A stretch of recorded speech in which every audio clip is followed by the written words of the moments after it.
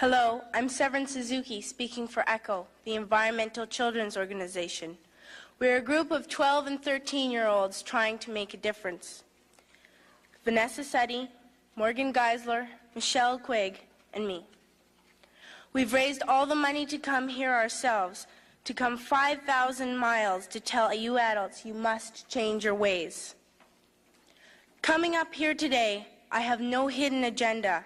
I am fighting for my future. Losing my future is not like losing an election or a few points on the stock market. I am here to speak for all generations to come. I am here to speak on behalf of the starving children around the world whose cries go unheard. I am here to speak for the countless animals dying across this planet because they have nowhere left to go. I am afraid to go out in the sun now because of the holes in our ozone. I am afraid to breathe the air because I don't know what chemicals are in it.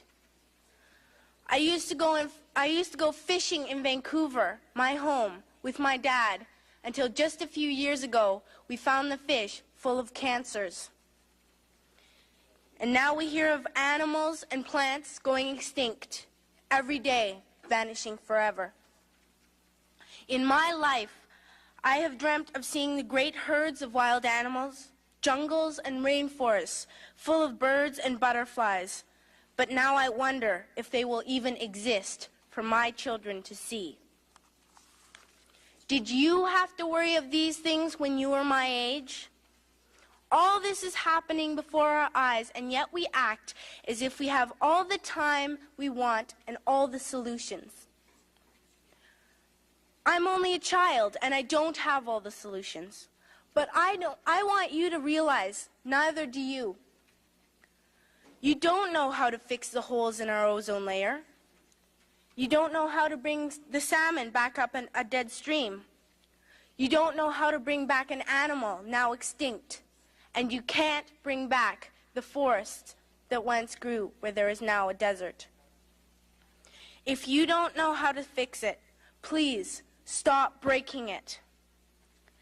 Here, you may be delegates of your government, business people, organizers, reporters, or politicians, but really, your mothers and fathers, sisters and brothers, aunts and uncles, and all of you are someone's child.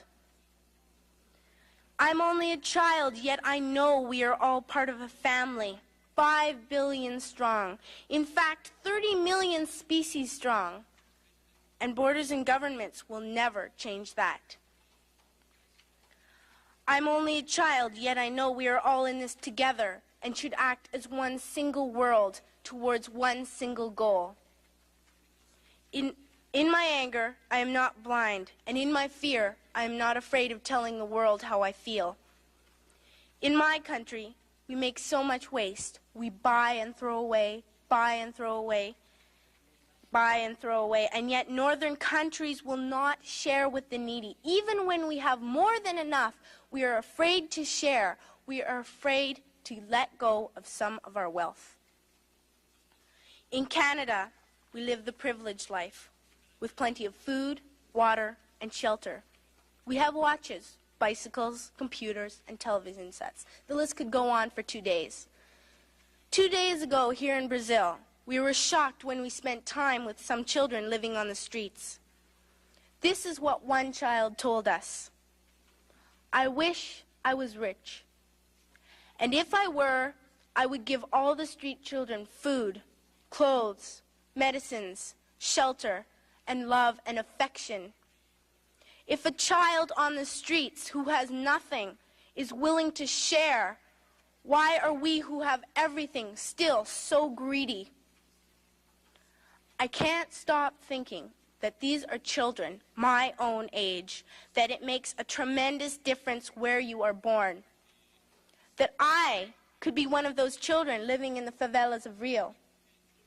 I could be a child starving in Somalia, or a victim of war in the Middle East, or a beggar in India. I am only a child, yet I know if all the money spent on war was spent on finding environmental answers, ending poverty, and finding treaties, what a wonderful place this earth would be. At school, even in kindergarten, you teach us how to behave in the world. You teach us not to fight with others, to work things out, to respect others, to clean up our mess, not to hurt other creatures, to share, not be greedy.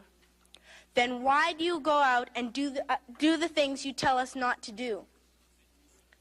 Do not forget why you are attending these conferences, who you're doing this for. We are your own children. You are deciding what kind of a world we are growing up in. Parents should be able to comfort their children by saying, everything's going to be all right. It's not the end of the world, and we're doing the best we can. But I don't think you can say that to us anymore. Are we even on your list of priorities? My dad always says, you are what you do, not what you say. Well, what you do makes me cry at night. You grown-ups say you love us, but I challenge you, please, make your actions reflect your words. Thank you.